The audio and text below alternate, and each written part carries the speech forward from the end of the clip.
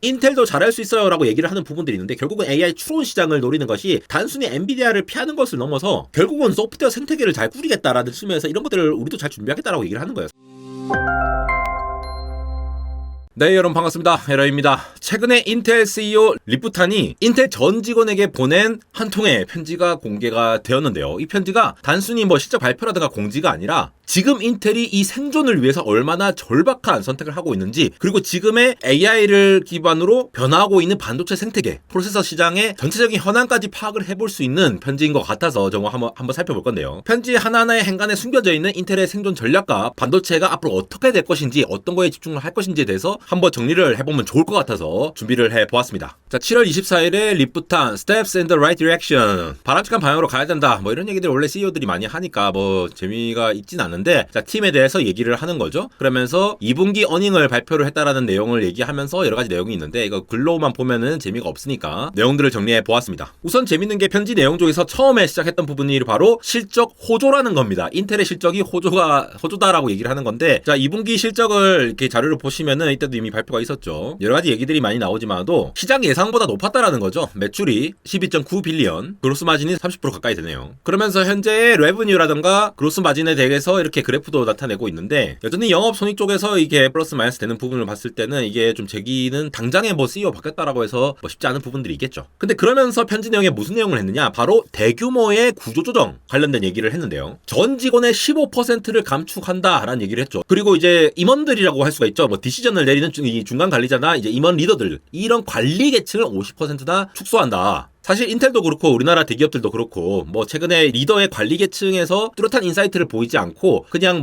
단기적인 시각으로, 임원들이 원래 임시이곤이라는 말이 있다시피 짧은 기간 동안 어떤 목표를 달성하는 것을 목표로 해서 성과를 주고, 이런 것들을 우리나라에서 관리를 할 수밖에 없는 측면이 있어서, 특히나 최근에 빈 카운터 얘기들, 그러니까 재무에 너무 집중해서 영업이익만 단기적으로 쫓으려고 하다가 장기적으로는 이제 회사가 망해가는 그런 대표적인 사례로 인텔이라든가 최근에는 우리나라 기업들도 언급이 되는 경우가 많죠. 그런 측면에서 관리 계층을 50%나 축소를 시킨다라고 하는 관점은 좀 대대적인 쇄신이 아닌가 싶고, 특히 단기 실적에 취하지 않고 회사가 평시가 아니라 지금은 전시 상황이다라고 선포를 한 부분이 있거든요. 이 메일을 보면은 인텔이 지금 체질을 개선한다는 거에 어떤 쪽으로 갔냐, 거대한 공룡의 몸집을 가지는 것이 아니라 진짜 빠르고 애자일하게 효율적으로 움직이는 조직으로 바꾸겠다라고 선언한 거라고 보시면 되겠어요. 자, 그러면서 지금 보시는 것이 이게 유럽의 폴란드 신규 공장 쪽인데, 자, 돈을 투자를 안 하겠다는 말을 합니다. 근데 얘기는 이렇게 하죠. 아끼는 걸 넘어서 똑똑하게 쓰겠다라고 얘기를 하는 것이, 사실 유럽 쪽은 지금 유럽 쪽의 공장 계획이 지금 백지화된 것이 공급망의 핵심 있는 독일 쪽과 폴란드의 신규 공장 프로젝트를 중단한다고 얘기했거든요. 독일 같은 경우에는 마그네부르크에 전공정 반도체 생산 기지가 있습니다. 말 그대로 이제 실리콘 웨이퍼 생산하고 이런 쪽이죠. 이 팹을 건설을 하려고 했는데, 최근에 18옹스트롱, 18A 같은 그런 파운드리 공정을 사용해서 뭔가 생산을 하려고 했던 거를 유럽의 전진 배치로서 독일에 이렇게 배치를 하려고 했죠. 왜냐면 대부분의 지금 팹들이 아시아에 있잖아요. TSMC 한국에도 있고 중국이랑 이럴 때 이제 아시아 집중적으로 돼 있는 거를 유럽에 이 칩스 액트 같이 잘 연계를 해가지고 인텔이 전략적으로 포석을 넣은 건데, 여기에 과제를 그만두겠다라는 얘기를 하는 거죠. 폴란드도 마찬가지다. 폴란드는 후공정 쪽이거든요. 반도체 조립이라든가 테스트 쪽을 하려고 했던 곳인데, 웨이퍼를 이제 다이싱을 하죠. 이게 다이별로 잘라가지고 얘네들을 이제 다 합치고 포장하는 패키징 쪽을 하는 것 쪽으로 투자를 하고 오려고 했죠. 인텔 같은 경우에는 포베러스 같은 그런 패키징 이런 쪽이 잘 돼 있으니까 요거를 잘 해보려고 했는데 중단하겠다라고 얘기를 한 것이 되겠고요. 근데 사실 이게 그냥 투자 안 하겠다 하고 나면은 그냥 투자하고 그냥 몸집만 작아지는 거 아니야? 뭐라고 볼 수 있는데, 어떻게 하겠다고 했느냐? 바로 인텔 코스타리카. 코스타리카에 원래 인텔 이 시스템이 있습니다. 후공정 시설이 있는데, 여기 확대해서 보면은 여기 시스템이 보이죠. 코스타리카에 있는 조립과 테스트, 그러니까 후공정 시설 같은 것들을 베트남, 말레이시아의 더 큰 거점으로 통합을 하겠다, 이런 얘기를 합니다. 제가 구글어 써보면서 늘 TSMC 얘기하면은 TSMC 진짜 팹이 어마무시하게 많잖아요. 원래 이제 북쪽에 이쪽에 신주 쪽이 있다가 남쪽에 진짜 많이 있잖아요. 여기 정말 많이 짓고 있는데, 여기 보면 다 이게 팹이거든요. 팹 14 해가지고 거대한 이 생태계를 이루고 있죠. 굉장히 많이 건설되어 있고, 그 외에도 원래 이제 신주 쪽에도 이쪽에 많이 몰려 있는 거 보이시죠? 팹 3가 이쪽에 있고, 우리나라랑 좀 비슷해 보입니다. TSMC, 팹 F12, 팹 12 쪽도 이렇게 여러 가지로 P 이렇게 모여 있고. 근데 이게 보면은 인텔이 지금 전략을 새로 세운 게, 과거에는 그냥 이랬거든요. 일단 짓고 보자 이랬는데, 사실 재무제표상으로도 이게 팹을 짓고 나면은 그만큼 건설비도 그렇겠지만도 모든 제조업은 공장이 실제로 가동률이 되게 중요하죠. 50% 밑으로 들어가면은 진짜 그만큼 돈을 그냥 버리고 있는 거나 마찬가지죠. 근데 인텔에 맡기는 파운드리 고객사들이 없게 되면은 그만큼 손해가 많이 나는 겁니다. 삼성도 마찬가지겠죠. 그래서 일단 지어가지고 우리가 뭐 18옹스트로 우리가 짱이야 뭐 이런 거 얘기할 거 필요 없이 실제 그 공정이 18옹스트로든 18나노건 좋기만 하면은 고객사들이 쓰거든요. 그게 1.8나노라고 해서 지금 TSMC의 N3P 공정에 비해서 뭐 비슷한 수준이다라는 얘기가 나오는 거 보면은 1.8나노와 3나노는 서로 같다 하는 게 아니라는 겁니다. 삼성도 마찬가지겠죠. 2나노가 뭐 이제 다 뒤집는다 이렇게 하는데 그 2나노가 사실 TSMC의 3나노만큼 좋을 거냐 여기에 대해서 나와봐야 아는 거고 그게 나오고 나서도 수율이 그만큼 많이 올라가야지만이 고객사들이 가져가려고 하겠죠. 수율이 안 나오면은 고객사들 그 웨이퍼 단위로 그냥 사가서 돈을 지불하는데 실제로 그 웨이퍼에서 쓸 수 있는 칩이 몇 개 없으면은 뭐 비싸기만 하죠. 저는 개인적으로 인텔이 이번에 이런 후공정 시설을 베트남과 말레이시아 이렇게 통합을 하겠다. 코스타리카 이거 뭐 안 하고 이런 거 얘기를 한 게 잘 했다고 생각드는 게 앞으로 이 첨단 패키징 시기가 왔잖아요. 첨단 패키징이 필수적인 시기예요. 그러니까 무어의 법칙에 계속해서 하나의 칩으로 계속 밀도 높게 만들어서 성능을 높이는 거는 한계가 있다 보니까 뭐 블랙엘에서 이제 루빈 뭐 이렇게 나아가고 심지어 애플도 이제 멀티다이 칩을 이제 모듈화해서 붙이는 형태. 물론 기존에는 뭐 M3 울트라 이런 칩들이 있었지만 그런 식으로 레고 방식으로 칩넷을 만든 다음에 각각의 서로 다른 공정이라 할지라도 다 만들어 놓고 합치는 방식, 3D 적층을 하는 방식도 포함해서 지금 포베러스 같은 것도 그렇죠. 인텔이 이렇게 패키징 쪽은 좀 잘했거든요. 이런 것들을 칩넷이 대세가 되고 있는 지금 상황에서 왜냐면 저렇게 각각 효율이 좋게 10나노에도 될 만한 뭐 파이 쪽은 10나노에서 하고 뭐 SoC 쪽 이제 굉장히 달리해야 될 곳은 2나노, 3나노 같은 거 쓰고 해갖고 나중에 합치면 되니까 잘 붙이면은 합쳐버리면은 전체적으로 수율이 올라가는 거죠. 다만 합칭을 잘 해야 되는데 그래서 인텔 같은 경우에는 포베러스라고 하는 3D 수직 적층 기술을 계속 얘기를 하고 있는데 이제 앞으로 이런 것들이 수요가 많아질 텐데 이런 것들을 한 곳에서 잘 합쳐서 관리한다는 게 중요한 것 같아요. 물론 저런 것들을 3D로 적층했을 때 이 열 패시베이션 열이 잘 이제 분출을 할 수 있도록 하는 그런 문제들을 어떻게 해결해야 될지 이런 것들을 이제 하나의 중심으로 해서 좀 잘 나가야 되지 않을까 싶고요. 특히 인텔의 EMIB 기술 2.5D 실리콘 브릿지 같은 경우에는 말 그대로 브릿지예요. 실리콘을 그 사이에 웨이퍼에 조금만 쓰는 거예요. 코어스가 이제 실리콘 판때기 거대하게 저렇게 이 칩과 저 칩을 붙일 때 거대한 웨이퍼에서 하나 잘라낸 실리콘 판때기를 딱 붙이기 때문에 웨이퍼 한 장단 이 실리콘 웨이퍼에 해당하는 코어스 기판 자체가 몇 개 안 나온다는 거죠. 그렇기 때문에 항상 코어스가 부족이다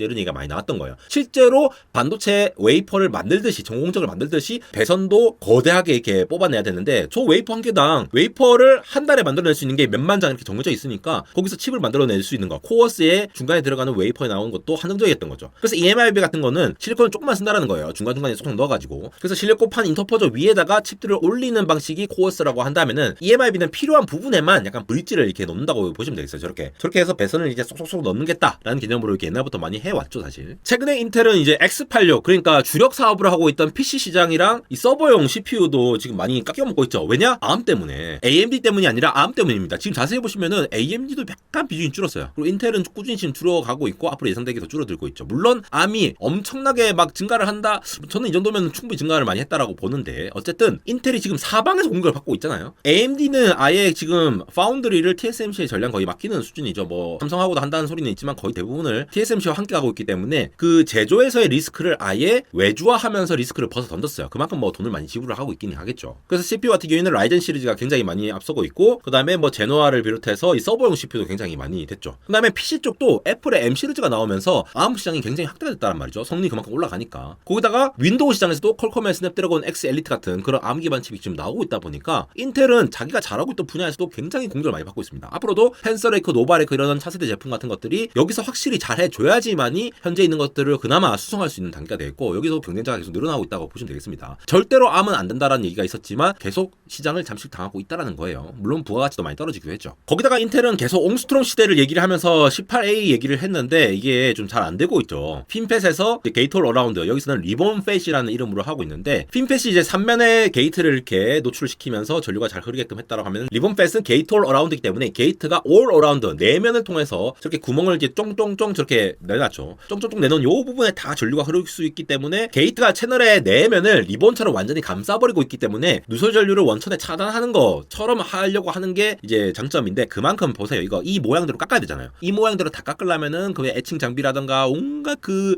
원자 레벨의 시뮬레이션, 에뮬레이션 이런 것도 많이 해봐야 될 거고 거기에서 이제 약간 좀 안 좋아지는 거 대량 생산이 결국 문제라는 겁니다. 이걸 이제 어떻게 잘 할 것이냐 그런 문제들이 있고 파워 비아라고 하는 거는 원래 웨이퍼라고 하는 거는 신호를 보내는 선과 전력을 보내는 선이 있어요. 우리도 이제 배터리를 달면은 휴대폰의 배터리에 전력이 전선이 뿌려지면서 보내는 선이 있고 그다음에 실제로 어떤 신호가 갈 거야, JPEG 정보가 갈 거야, 동영상이 갈 거야 이런 데이터가 가는 게 있죠. 옛날에 그런 것들이 다 하나로 합쳐져 있어가지고 웨이퍼를 깎았는데 얘들이 밀도가 너무 높아지니까 얘들을 분리하겠다는 개념. 프론트 사이드에는 전선을 깔고 그러니까 신호선을 깔고 후면 BSPDN이라고 하죠. 백사이드 파워 딜리버리 네트워크. 백사이드 웨이퍼의 후면에 되는 전력을 쫙 깔겠다. 저렇게 굵게. 원래 전력을 이렇게 굴빵하게 이렇게 만들어 주거든요. 그래야 전력을 쭉쭉쭉 저항 없이 쭉쭉 나가기 때문에. 그러니까 이 파워비아가 이게 굵게 하면은 그만큼 서로 이제 간섭이 덜해지니까 데이터끼리는 고속도로가 쫙 생기니까 쭉쭉쭉 빨리 나갈 수 있겠죠. 그리고 전력도 최단 거리로 깨끗하게 공급할 수 있으니까 효율도 좋을 거고. 단 그만큼 많이 깎아내야 되기 때문에 실제로 저게 웨이퍼 많이 깎아내가지고 실리콘 낭비가 되게 심하다고 하더라고요. 그래서 너가 그래갖고 캐리어 웨이퍼가 따로 있어갖고 운반해야 되고 이런 얘기도 있으니까 이걸 진짜 인텔이 잘 해야 되는데 잘할 수 있을 거냐라는 문제가 있죠 지금 여전히. 그래서 18A를 약간 포기한다 치고 이제 14A가 이제 결국은 인텔 첫 고객은 자기 자신이에요.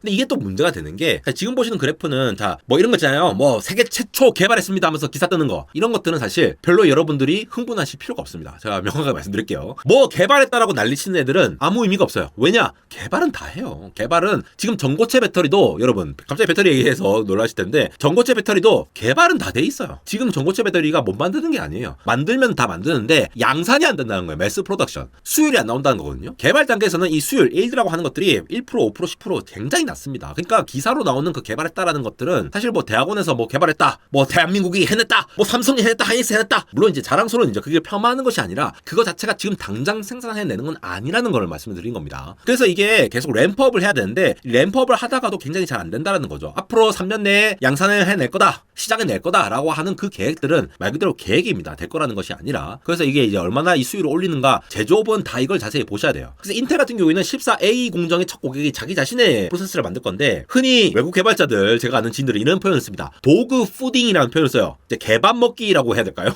뭐 이렇게 표현 쓰는데 무슨 말이냐? 업계에서는 약간 미완성되어 있는 자사 기술을 스스로 먼저 쓸 수밖에 없다라는 거죠. 그래서 이걸 개밥을 먹는다라고 표현을 하는데 도그 푸딩이라고요. 인텔 같은 경우는 CPU를 자기가 설계를 하고 자기가 직접 파운드리로 줘야 되니까 이제 말 그대로 개밥 먹기를 하는 거죠. 근데 이 수율을 계속 램프업을 해야 되는데 이게 잘 올라올 것이냐 이런 부분들이 있다는 거죠. 100개 만들어서 10개 건지기가 힘들거든요. 초기 수율이 진짜 10개 10%안 돼요. 그러니까 개발 자체가 의미가 없을 수 있다라는 게 그런 말씀에서 드리는 거고, 그러니까 수율을 끌어올리는 과정에서 굉장히 막대한 비용과 손실이 발생할 건데 만약에 자사 제품의 설계를 이렇게 다 맡겠다 하면은 그런 것들을 거기에 나오는 비용이나 손실을 인텔이 전부 다 감수하겠다는 얘기가 되겠으니까 참 그 새로운 공정에서도 이제 램프업하기가 쉽지 않다라는 거죠. 이런 IDM 업체가 옛날에는 잘 나갔지만 지금은 어려운 이유가 그런 쪽에 있겠죠. 인력을 똑같이 데려와도 파운드리와 설계 쪽에 나눠서 이게 둬야 되니까 그런 부분에서도 한쪽으로 좀 이제 몰아서 할 수 없는 부분도 있고. 그러면서 이제 리프탄이 얘기했던 것이 결국은 이 생태계 관련된 얘기를 합니다. 또 엔비디아의 쿠다를 얘기를 안 할 수가 없는데 그런 얘기 많이 하죠. 엔비디아 쿠다가 AI의 해자 소프트웨어라 가지고 잘 접근을 못한다. 여전히 유효한 말이고 어떤 데서는 이거 이제는 뭐 끝났다. 엔비디아 쿠다 이제 필요 없어요. 이런 얘기를 하고 있는데 이거는 여러분 이해를 하셔야 되는 게 대체 어느 사람 말이 맞냐라고 얘기하는데 다 맞는 말이에요. 사실 AI 생태계에 있는 사람들마다 입장이 달라서 그런데 만약에 AI의 연구를 하시는 분들 지금 제 후배들 제가 아는 지인들도 AI 쪽이나 심지어 업계에 계신 굉장히 많은 AI 모델링 설계하시는 분들도 쿠다 시스템을 굉장히 많이 의존을 하는 사람들이 많아요. 그만큼 엔비디아 GPU를 가지고 있어야지만이 조금 더 빨리 테스트를 하고 연구를 할 수 있는 부분들이 많거든요. 이거는 무시할 수 없는 사실입니다. 이거는 연구 단계뿐만이 아니라 실질적으로도 빠르게 퀵 테스팅을 한다거나 기존 레퍼런스 사용한다거나 이런 게 굉장히 많이 사용하고 있습니다. 근데 왜 쿠다가 필요 없다는 얘기가 나오냐? 실제로 에이전틱 AI 시대 지금 열렸다고 했잖아요. 그렇게 하는 스타트업들이 많이 등장하고 대기업들도 이제 서비스를 많이 시작하고 퍼플렉시티 같은 그런 업체들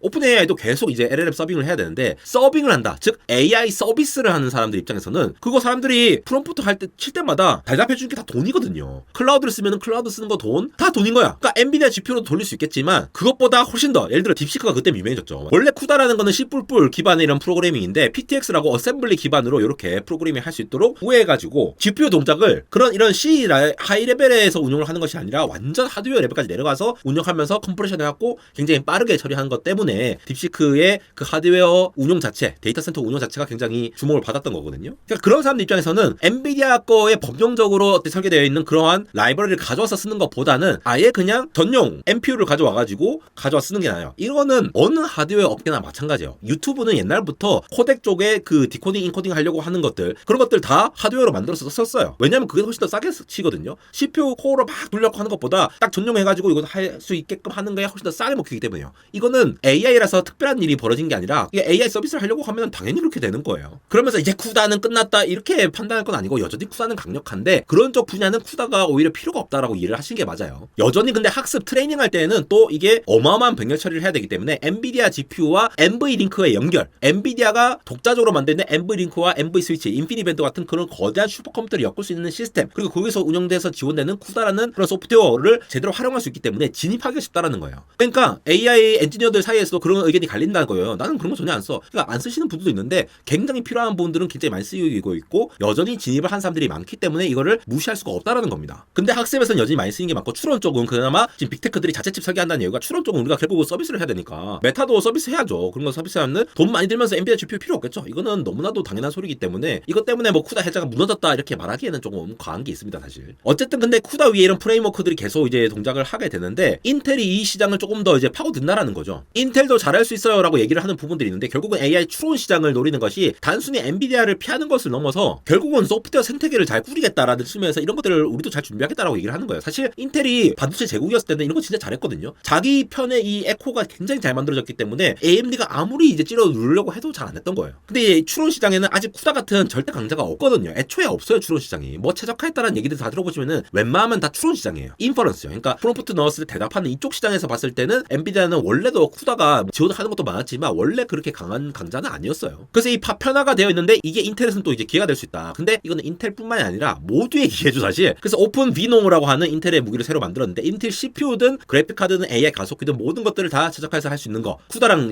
이 배경이 비슷하죠. 근데 인텔이 CPU랑 다 하니까 마치 이제 자기들이 할 수 있는 것들을 다 인텔 중심으로 하겠다라고 하는 측면에서 좀 주목할 필요가 있다는 것이 되겠습니다. 그러면서 이런 얘기합니다. 다시 회사로 돌아와라. 사무실 복귀라고 하는데요. 지금 여전히 실리콘밸리에서는 일주일에 한 2번, 제가 이번에 사무실에 가서 만난 친구도 일주일에 2번은 재택근무를 해요. 근데 본인이 느끼기에 좀 비효율적이다 싶을 때는 먼저 출근할 때도 있고. 근데 인텔 같은 경우에는 그냥 사무실 복귀하라고 했어요. 약간 시대의 흐름에 역행한다라는 느낌이 있는데 그래도 이제 좀 절박하다는 거죠. 근데 저는 이거는 굉장히 좀 조심스러운 게 원래 그 훌륭한 인재들이 재택근무에 굉장히 익숙해져 있는데 솔직히 말해서 재택근무를 해서 일을 안 하면은 실리콘밸리는 사람을 자르면 되거든요. 어쨌든 근데 수많은 천재 엔지니어들이 이런 환경에 인텔에 들어올 것이냐라는 좀 약간 그런 것도 좀 지켜봐야 되겠는데 결론적으로는 인텔이 이렇게 직원들한테 스스로 이제 혁신이 필요하다 하면서 얘기를 한 것을 보면은 좀 과감하게 이렇게 결단 내린 부분들이 있어서 한번 정리를 해봤고요. 그렇게 보면서 앞으로 인텔의 이런 관련된 기술들이 경쟁사들과 어떻게 달라질지 여전히 해자를 꾸리고 있는 엔비디아와 AMD, 애플 이런 업체들이 계속 살아남을지 이런 것들을 좀 주의 깊게 볼만한 이런 편지가 아닐까 싶어서 한번 정리해 보았습니다. 안되고 인스타그램 언리얼텍.에러에서 이렇게 재밌는 영상이라던가 짧은 소식들 이렇게 요약해서 보내드리고 있으니까 많은 관심 부탁드립니다. 지금까지 에러였습니다.